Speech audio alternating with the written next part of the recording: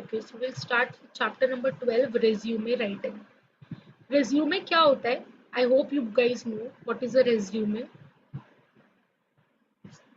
Can you all tell me in your own words what do you understand by resume?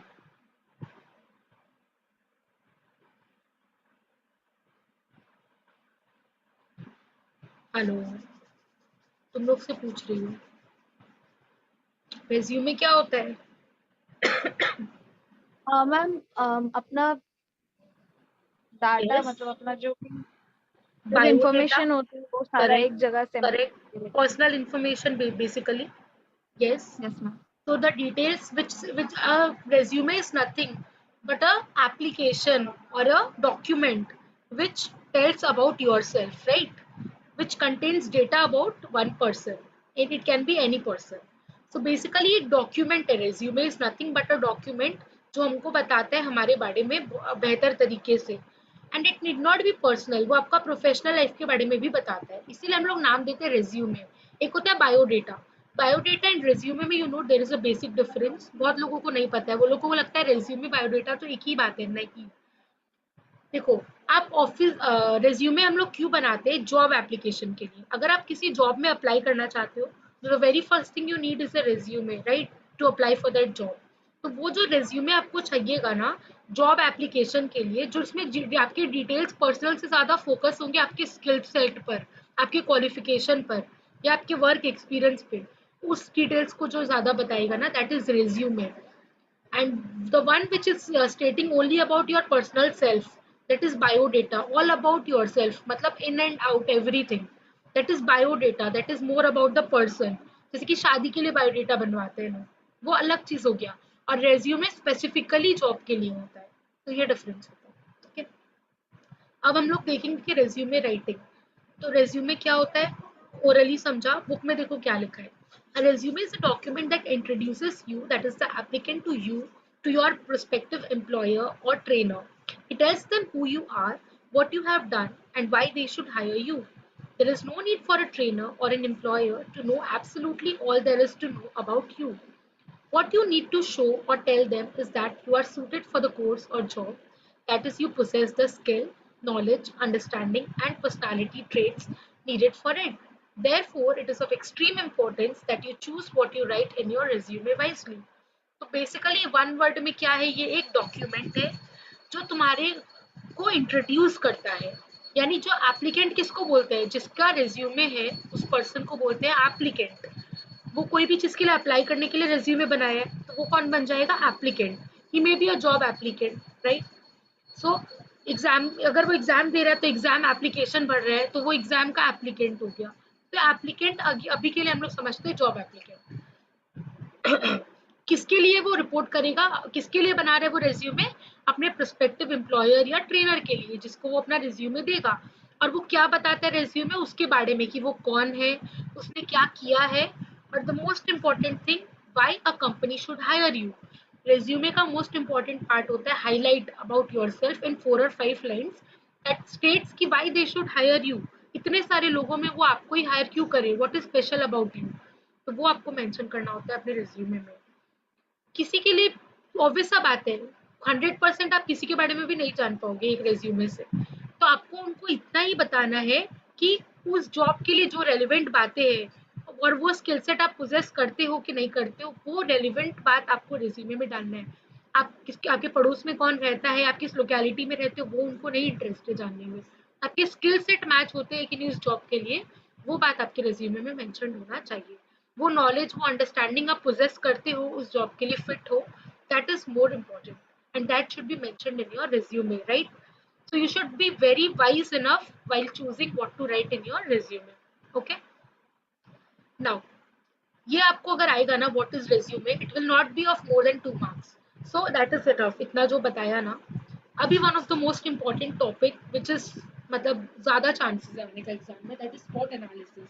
ये कहीं और भी पढ़ा था अगर याद होगा तो, I guess communication में या कहीं पढ़ा है हमने. SWOT एनालिसिस, SWOT वर्ड का फुल फॉर्म होता है S for strength, W for weakness, O for opportunity and T for threat. ये आप लोग आईपीसीसी में जब जाओगे ना इंटर में, तो वहां पर भी आईटीएसएम होता है ना, ईआईएसएसएम. वहां पर भी एक चैप्टर है जिसमें स्वॉट एनालिसिस आप लोग पढ़ोगे, तो सीए इंटर में भी आपको ये काम आएगा, तो इसको और ध्यान से पढ़ो। स्वॉट एनालिसिस का फुल फॉर्म है स्ट्रेंथ, वीकनेस, अपॉर्चुनिटी, थ्रेट। तो ये फुल फॉर्म को हम लोग, ये 4 वर्ड्स को हम लोग एब्रिविएट करके बोलते हैं स्वॉट, स्वॉट एनालिसिस। नाम से समझ में आ रहा होगा, strength, weakness, opportunity, threat, these 4 words are self explanatory, बहुत आसान शब्द है। स्ट्रेंथ का मतलब क्या होता है? ताकत। वीकनेस का मतलब कमजोरी। अपॉर्चुनिटी का मतलब मौका। और थ्रेट का मतलब खतरा, राइट? तो स्वॉट एनालिसिस एक स्ट्रैटेजिक प्लानिंग होता है, एक टेक्निक होता है जिससे आप अपने स्ट्रेंथ को, वीकनेस को, अपॉर्चुनिटी को और थ्रेट को आइडेंटिफाई करते हो और उसको एक होलिस्टिक पर्सनालिटी से असेस करते हो। माने होलिस्टिक मतलब without any biasness, overall view देते हो, एक जेनेरिक व्यू देते हो। स्ट्रेंथ और वीकनेस, ऑब्वियस सा बात है, ये किसी का इनहेरेंट क्वालिटी होता है। Why? Because it is present inside us and it varies from person to person. It's an internal factor, मतलब it is under your control, right? आपकी स्ट्रेंथ और आपकी वीकनेस आपके कंट्रोल में है कि नहीं है? आपको पता होगा आपका स्ट्रेंथ क्या है, आपका वीकनेस क्या है। That is under your control. You can make your strength your weakness और you can make your weakness your strength, right? So it is inherent ability. But do you think opportunity या threat ये आपके control में है? These are external factors, don't you agree? Opportunity आपके चाहने से तो आपको नहीं मिलेगा, वो एक एक्सटर्नल फैक्टर पे डिपेंड करता है। It might come to you, it might not come to you. Similarly threat, threat may arise, it may not arise.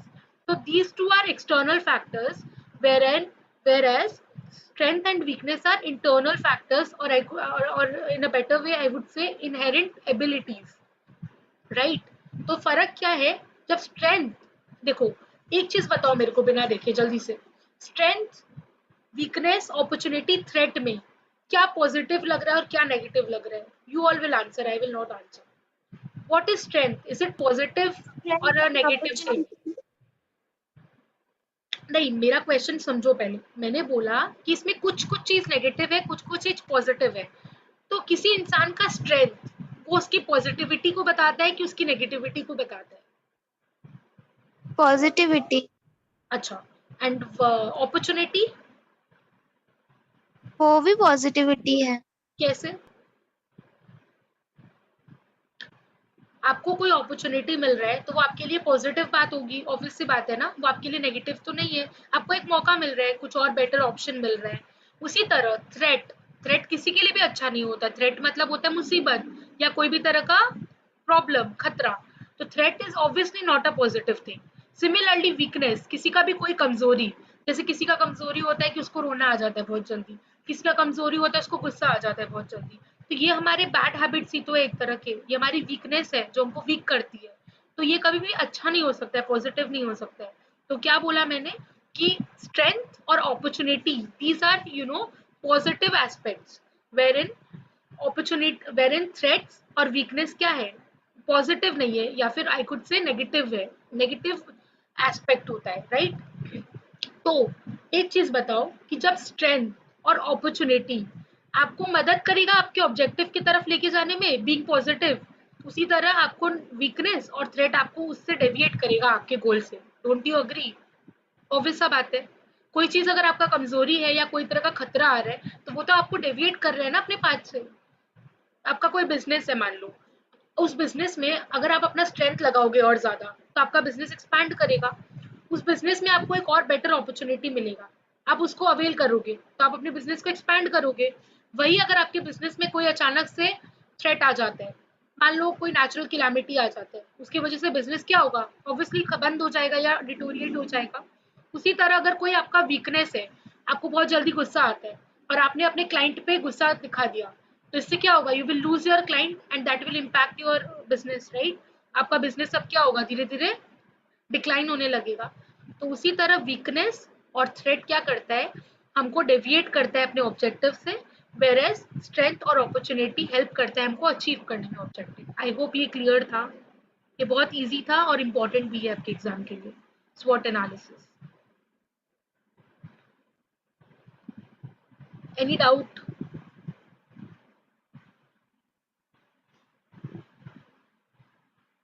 Yes और नो तो बोल दो कम से कम।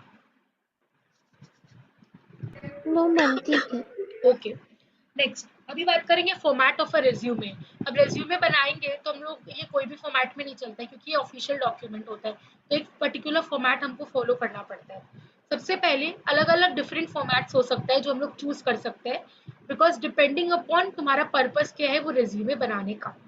एक टाइप का फॉर्मेट होता है अ क्रोनोलॉजिकल रेज्यूमे। क्रोनोलॉजिकल वर्ड हम लोग पहले भी पढ़ चुके हैं, अगर याद है तो बताओ, नहीं तो no worries, I tell. Chronological का मतलब क्या होता है कि लाइन से 1 2 3 4 5 6, if I go in a order in a sequence, that means chronological, right. If I 1 के बाद में 5, 5 के बाद में 3, फिर 2, ऐसा करेंगे तो वो क्रोनोलॉजिकल नहीं होगा। इन सीक्वेंस जब होता है तो हम लोग उसको क्रोनोलॉजिकल बोलते हैं। तो क्रोनोलॉजिकल रेज्यूमे फॉर्मेट सबसे कॉमन फॉर्मेट होता है जो हम लोग रेज्यूमे में यूज करते हैं। इसमें मोस्ट रिसेंट वर्क हम लोग डालते हैं to the reverse chronological order. मतलब मानो अगर मैं आपकी क्वालिफिकेशन की बात करती हूँ, तो आपका हाईएस्ट क्वालिफिकेशन अभी क्या है, ग्रेजुएशन, बीकॉम ग्रेजुएशन। उसके बाद आपका सेकेंड हाईएस्ट क्वालिफिकेशन क्या होगा, क्लास 12 का रिजल्ट, और उसके बाद क्लास 10। तो मोस्ट रिसेंट क्या होगा आपका, बीकॉम। तो आपका जो मोस्ट रिसेंट क्वालिफिकेशन होगा that will come first, and उसके बाद में आपका second recent, and then so on and so forth. तो that is chronological order. Clear है। आप रिसेंट से ओल्ड की तरफ में जाते जाओगे, not only for work experience या नॉट ओनली फॉर आपका क्वालिफिकेशन, हर एक चीज में आपको ये क्रोनोलॉजिकल ऑर्डर फॉलो करना पड़ेगा। अभी देखो इसमें क्या क्या सब हेडिंग्स हो सकता है। Name and contact details, objective summary, academic qualification and achievement, co curricular activities, training programme attended, strength, interest, hobby, personal detail, all this. ये सारी चीज आपको मेंशन करनी होगी अपने रिज्यूमे में। लेकिन अब आप बोलोगे मैम इसमें क्रोनोलॉजिकल ऑर्डर कहाँ था। यहाँ पर देखो ऊपर में क्या लिखा है, क्रोनोलॉजिकल रेज्यूमे फॉर्मेट विद सब हेडिंग्स फॉर स्टूडेंट्स। मतलब अगर आप एक स्टूडेंट हो तो आप इस तरह का फॉर्मेट फॉलो करोगे। लेकिन वही अगर आप एक जॉब एप्लीकेंट हो तो आपके लिए को करिकुलम अचीवमेंट उतना रेलिवेंट नहीं है। मैंने बार बार बोला है कि आप किस वजह से वो रेज्यूमे लिख रहे हो वो मैटर करता है, उसके अकॉर्डिंग आपका फॉर्मेट चेंज होता है। तो अगर आप एक जॉब एप्लीकेंट हो तो आपको क्या बात मेंशन करना होगा अपना रिज्यूमे में, name and contact detail, no matter आप कोई भी चीज के लिए अप्लाई कर रहे हो आपको देना ही पड़ेगा। To introduce yourself, name and contact detail should be there in every resume, तो that is common. Objective summary भी कॉमन है, क्यों, क्योंकि आपका एक पर्पस होगा वो रिज्यूमे बनाने का, चाहे वो रीजन कुछ भी हो, बट एक पर्पस ऑब्जेक्टिव तो रहेगा, तो वो हेडिंग हमेशा जाएगा रिज्यूमे में। अब आप देखो डिफर कहाँ हो रहा है। आपने ऊपर में दिया था academic qualification and achievement, co curriculum achievement, strength, training programme, ये सब मोर रेलिवेंट कब हो जाता है जब हम एक स्टूडेंट होते हैं। लेकिन जॉब के प्रोस्पेक्ट से अगर आप सोचो तो आपका करियर समरी ज्यादा इंपॉर्टेंस रखता है, right. Why, because they will judge you whether you are a fresher or experienced. So if you are a fresher, then it's fine कि आपका करियर आप स्टार्टअप कर रही हो तो आप मेंशन कर सकते हो कि आई एम अ फ्रेशर, ऐसे ऐसे करके आप अपने स्किल्स बता सकते हो। But if you are an experienced तो आप अपना करियर समरी में बता सकते हो कि आपने यहाँ पे काम किया है, कितने टाइम तक काम किया है, राइट। तो then comes your professional experience, like you have worked on so many companies, company 1, company 2, तो वहां पर आपका क्या डेजिग्नेशन था, जॉब टाइटल मतलब आपका डेजिग्नेशन, रिस्पॉन्सिबिलिटी अचीवमेंट मतलब आपका रोल क्या था वहाँ पर, और आपने वहाँ पे कोई अचीवमेंट अगर जिसके आपको मानो वहाँ पे कोई सर्टिफिकेट अवार्ड मिला हो तो आप वो भी मेंशन कर सकते हो। तो ये आपका प्रोफेशनल एक्सपीरियंस है। बट डू यू थिंक कि this category will be valid for a student, obviously no. If somebody is a student वो थोड़ी ना अपना प्रोफेशनल एक्सपीरियंस डाल पाएगा। तो डिपेंडिंग अपॉन द रेज्यूमे का नेचर आपको हेडिंग्स डालने होंगे। अगर आपको एग्जाम में बोलेगा कि जॉब एप्लीकेंट का रेज्यूमे फॉर्मेट डालो,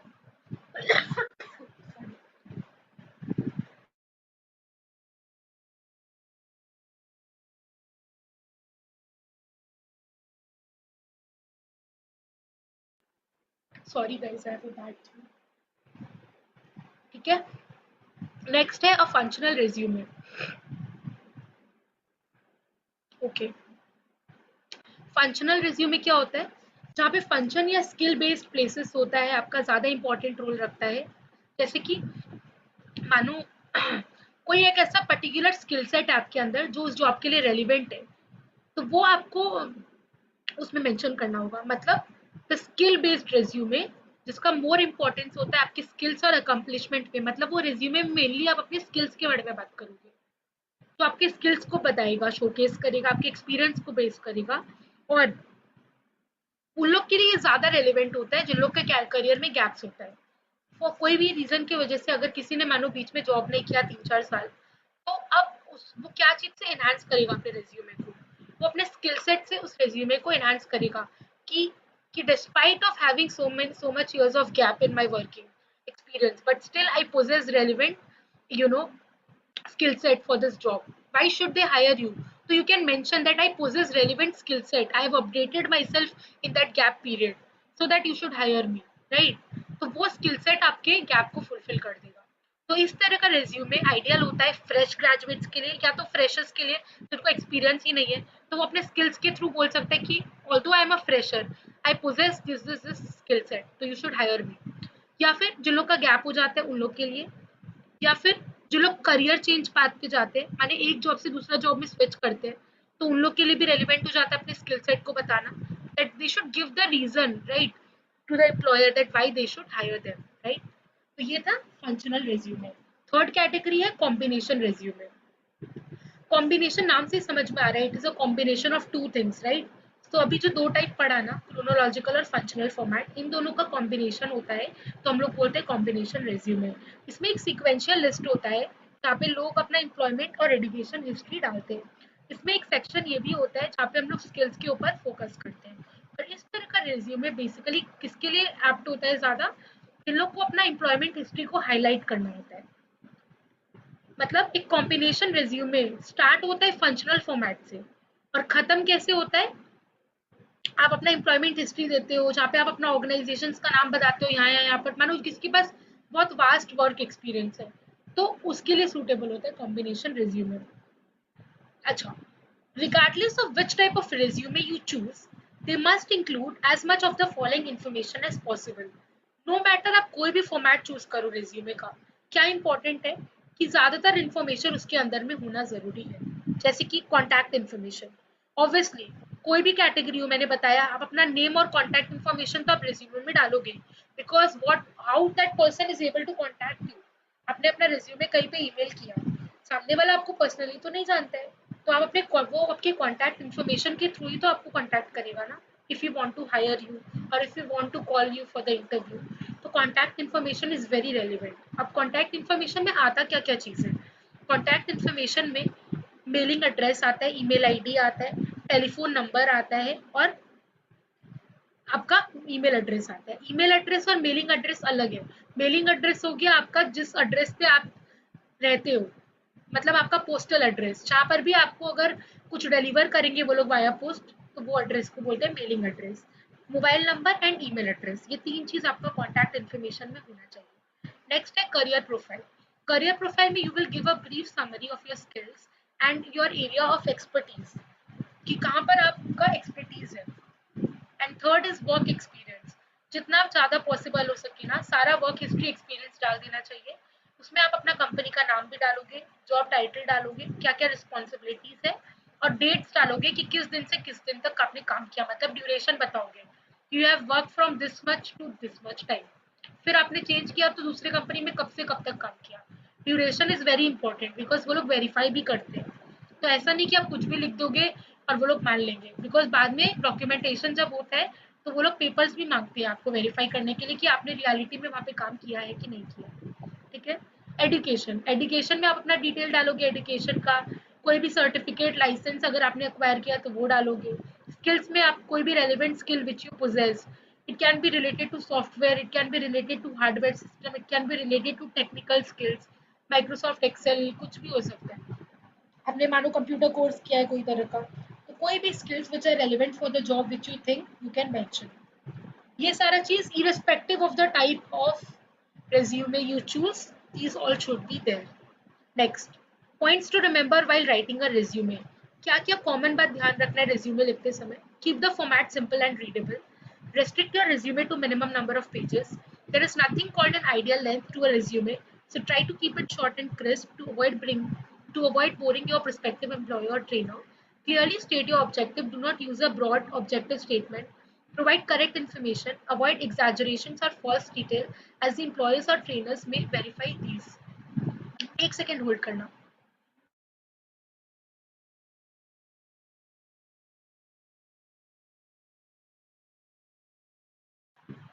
हाँ, सो इसमें क्या क्या पॉइंट्स टू रिमेंबर है कि फॉर्मेट को सबसे ज्यादा सिंपल और रीडेबल रखो. अपना रिज्यूमे को सबसे कम पेजेस में खत्म करो. कोई भी आइडियल लेंथ एक फिक्स नहीं बताया गया कि इतने वर्ड्स में होना चाहिए, लेकिन try to keep it short and crisp, because किसके पास भी इतना ज्यादा टाइम नहीं होता है कि वो लोग 5-6 पन्ना का रिज्यूमे को पढ़ेंगे बैठकर, बिकॉज बहुत सारे कैंडिडेट्स ने अप्लाई किया होता है.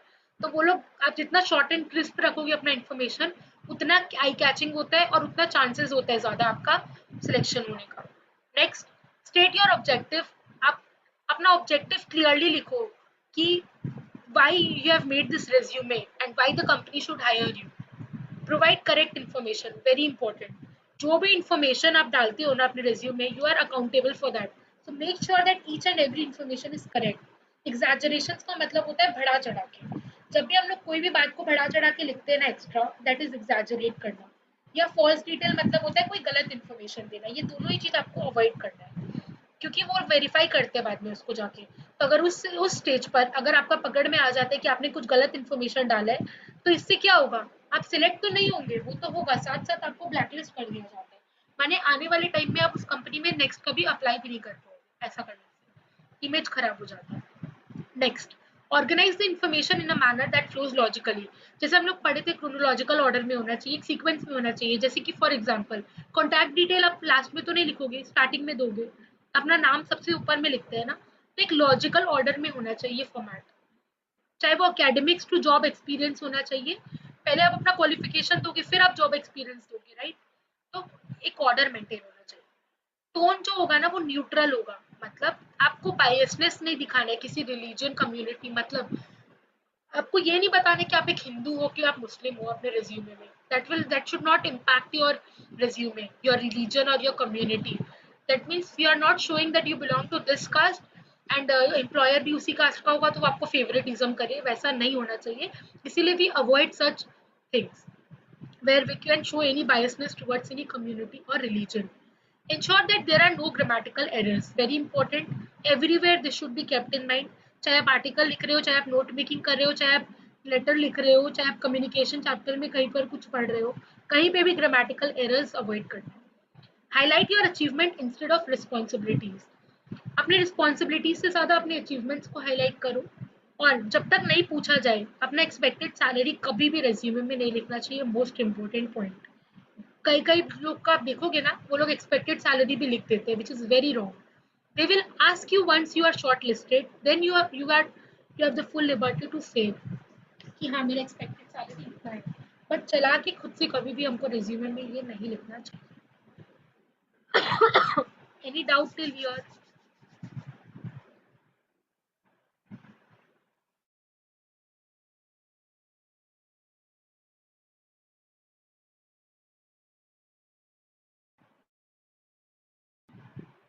कोई डाउट है मुस्कान, सैमंती, दोनों में से किसी को भी? No ma'am. ओके. अभी देखो सैंपल 1, क्रोनोलॉजिकल फॉर्मेट. इसमें क्या है, सबसे पहले नाम लिखा है कैंडिडेट का, आदित्य भट्टाचार्य. फिर उसने अपना एड्रेस दिया है, 822 SFS flat, Santacruz, Mumbai. Then he has given his contact details. Contact details में क्या क्या पढ़ा था हमने? मेलिंग एड्रेस जो कि उसका मुंबई का है, मोबाइल नंबर में उसने अपना फोन नंबर दिया है और ईमेल एड्रेस दिया है. तो this completes his name and contact detail. उसके बाद आते हैं ऑब्जेक्टिव. ऑब्जेक्टिव में वो क्या लिखेगा कि what is the objective behind writing this resume.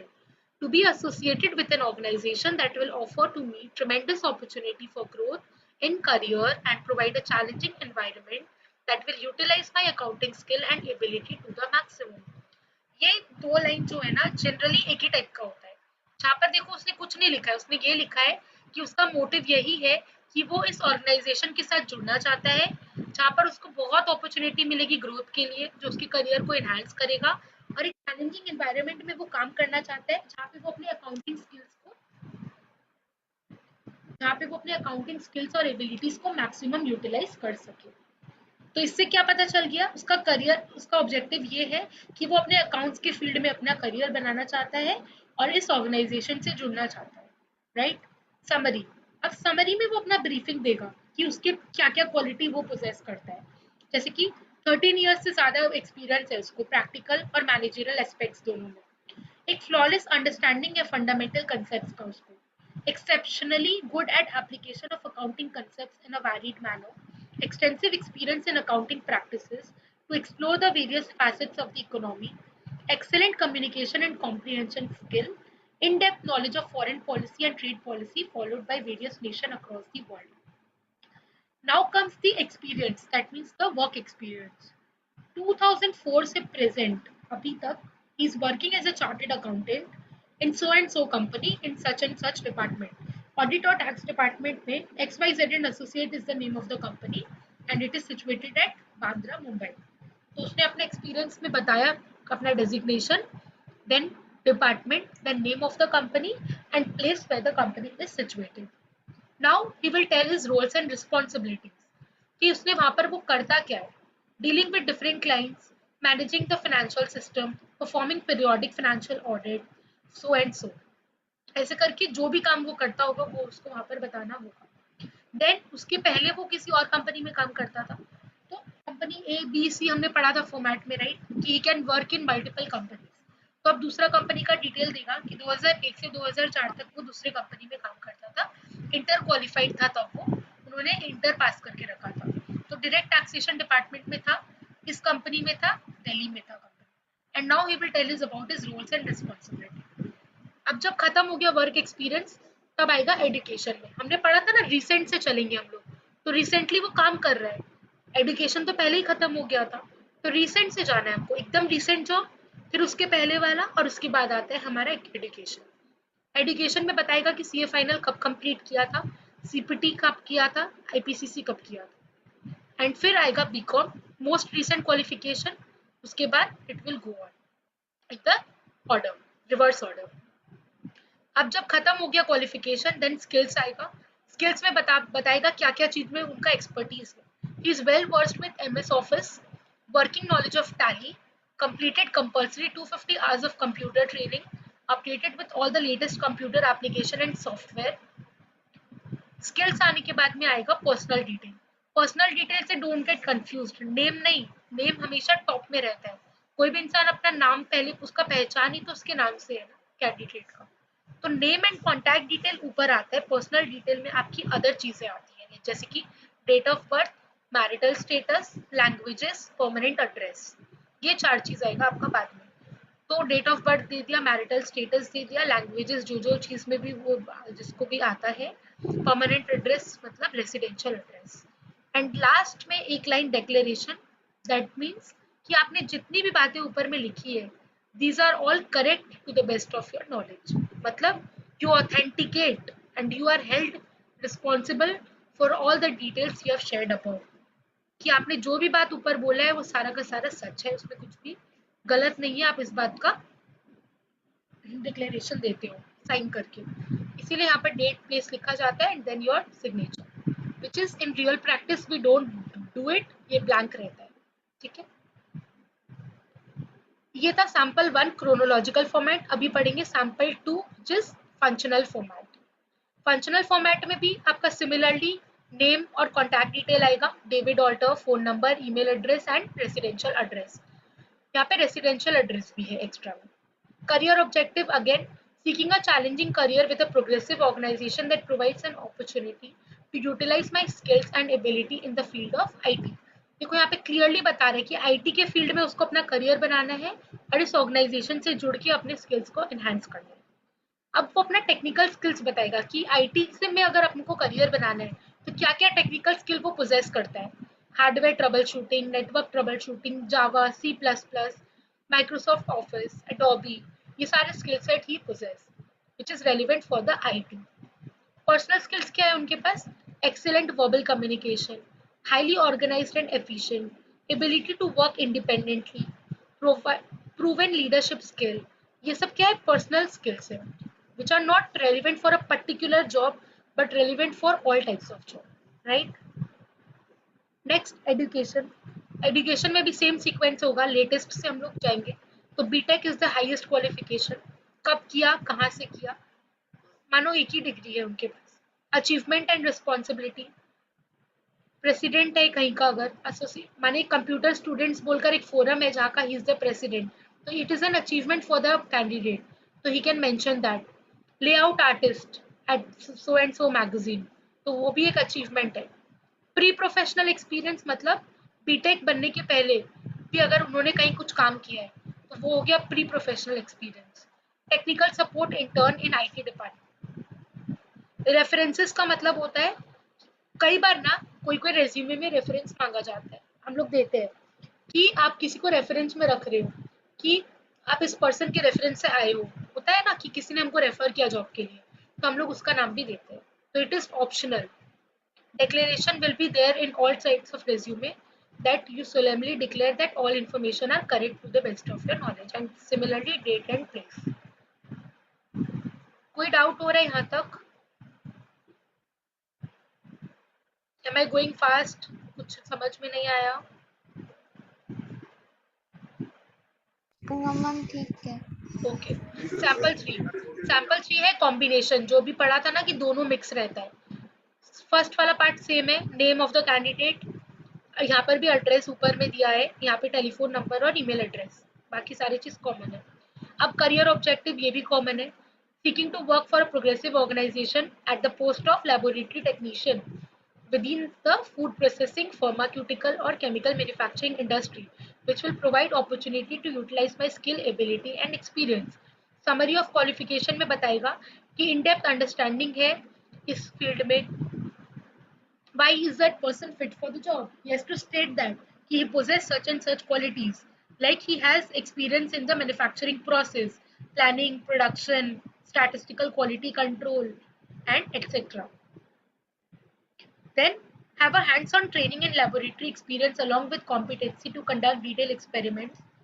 I am enthusiastic industrious, ये अब अगर आप देखोगे ना कॉम्बिनेशन में आपको क्या डिफरेंस मिलेगा, it is more in a paragraph format. अभी आप बाकी जो देख रहे थे ना वो पॉइंटर्स फॉर्मेट में था रिज्यूमे, यहाँ आप देखोगे ना 3-3 4-4 लाइन का पैराग्राफ्स बना दिया बेसिकली, तो this is the difference in the display का फॉर्मेट। यहाँ पर बेसिकली डिफरेंस कहाँ आ जा रहा है अगर आप देखोगे,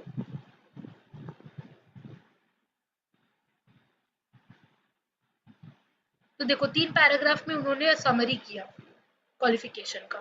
उसके बाद आया एजुकेशन। एजुकेशन में अगेन सेम ऑर्डर, रिसेंट वाला पहले बताएगा, बीटेक किया यहाँ से। अब मेजर एरिया ऑफ स्टडी क्या था, बीटेक भी बहुत अलग अलग फील्ड में होता है, उनका मेजर क्या चीज में था तो वो बताना है। Overview of skill and experience acquired through training, training में क्या क्या सीखा वो बताया। फिर एम्प्लॉयमेंट एक्सपीरियंस कहाँ कहाँ पे काम किया है वो बताया, ये सब कॉमन रहेगा। Computer skills, proficient in advanced testing instrument, expert in use of Microsoft Word, Excel, PowerPoint, possess ability to quickly and independently learn new computer application. References again available upon request. Declaration common and end. Third format भी clear है। बाद में आता है आपका format of a cover letter. अच्छा ये meeting and होने वाला है, ठीक है, तो I am sharing another link, please join. हाँ